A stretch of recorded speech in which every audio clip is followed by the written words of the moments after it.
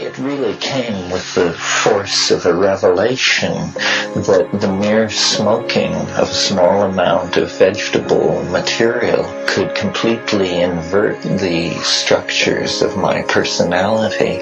I brought to it all the programming that my middle-class straight parents had given me, but I also had been exposed to some of the literature of the Beat generation, the writings of Allen Ginsberg, Jack Kerouac, and some of those people. And within just a few months, I had integrated it into my lifestyle up until I stopped smoking in order to see really what sort of effect it would have. And I'm happy to report that though I was at that time the heaviest cannabis user I have ever known or heard of, it was no big deal.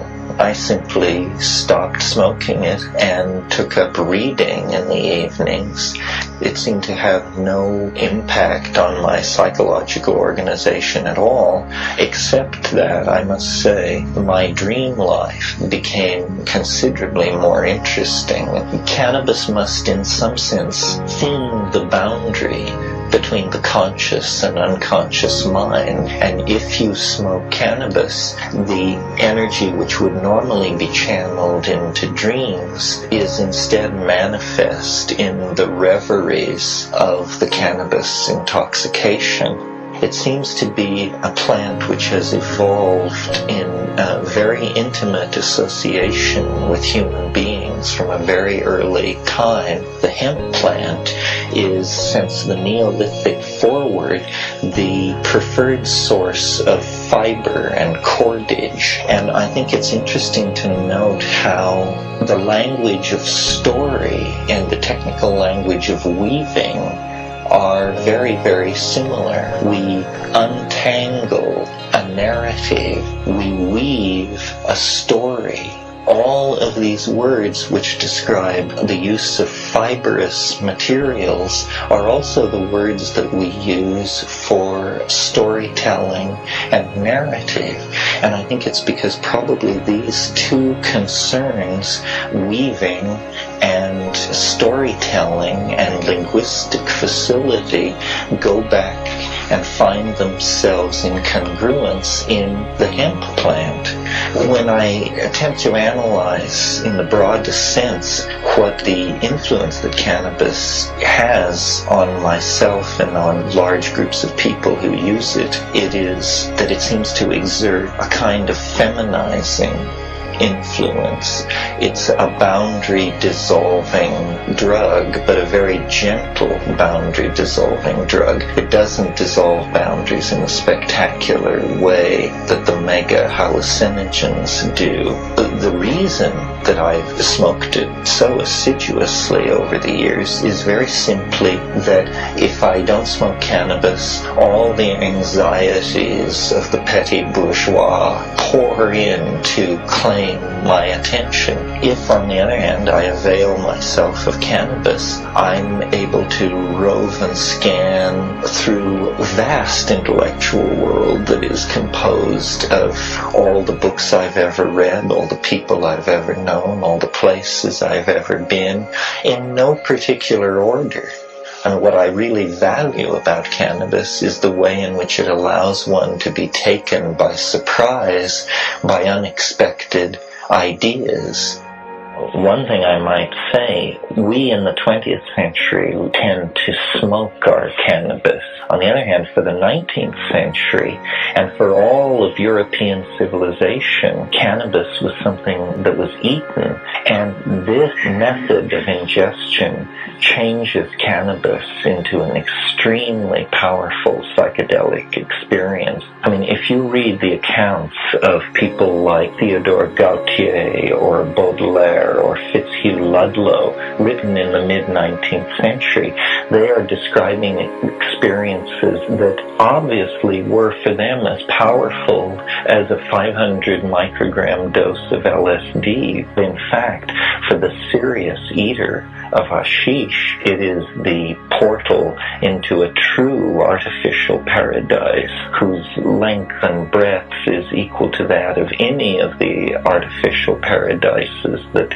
we've discovered in modern psychedelic pharmacology. The whole of Indian and Middle Eastern civilization is steeped in the ambiance of hashish. The Mosque of Omar is a beautiful example of the aesthetic of hashish at work, or Jama Masjid in Delhi, or the interiors of the mosques of Isfahan. Hashish, cannabis, has an ambiance of its own. It has a morphogenetic field, and if you enter into that morphogenetic field, you enter into an androgynous, softened, abstract, colorful, an extraordinarily beautiful world. And in our own time, it seems to me the intense hatred of hashish and the efforts to eradicate it that reach hysterical proportions in our own country have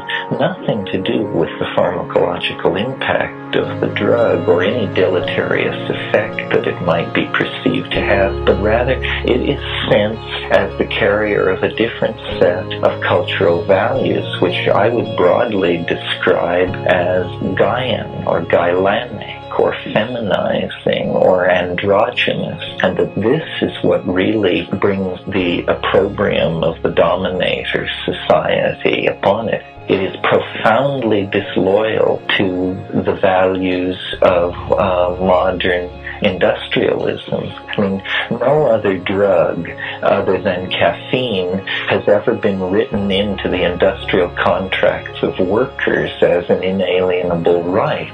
So I think that there's a great argument for legalizing this drug, that it would provide revenue for governments. But behind that, there's the zeitgeist of cannabis, which carries a certain implied danger to establishment values. I prefer decriminalization rather than legalization. It would be much better simply to decriminalize it, to just say that the possession of small amounts of cannabis for personal use pose no threat to society, and leave it at that. Governments make enormous profit out of the fact that these drugs are illegal. A harmless drug like cannabis, the interdiction, eradication, and the mafias which move it are all spun into government policy. I mean, governments have always been, and continue to this day to be, the major purveyors of drugs worldwide. Another factor mitigating the drive to legalize cannabis is much of the American cocaine comes in on Air Force planes. If you simply deny them the use of the American Air Force, it would pose a major problem to them. We understand what you're saying. A ton of cocaine was smuggled into the United States of America by the Venezuelan National Guard? Well, in cooperation with the CIA? That's exactly what appears to have happened. I mean, for instance, when the mullahs took over in Iran and gained control of the Iranian opium trade, the CIA turned to cocaine and brought on the crack epidemic of the 1980s. In fact, governments are making billions off the illicit drug trade. The entire Mujahideen resistance to the Soviet occupation of Afghanistan was financed with the connivance of the CIA. Hashish was being unloaded on the docks of San Francisco in broad daylight by the metric ton at the height of the Afghan war, so that they could finance the armed resistance to the Soviet occupation. And the day the Russians left, the hashish market in Northern California collapsed catastrophically and has never been able to build itself back to previous levels. To my mind, the life, liberty, and pursuit of happiness clause of the United States Bill of Rights, if it means anything, it must mean the right to experiment with psychoactive drugs as you personally see fit. What does pursuit of happiness mean otherwise?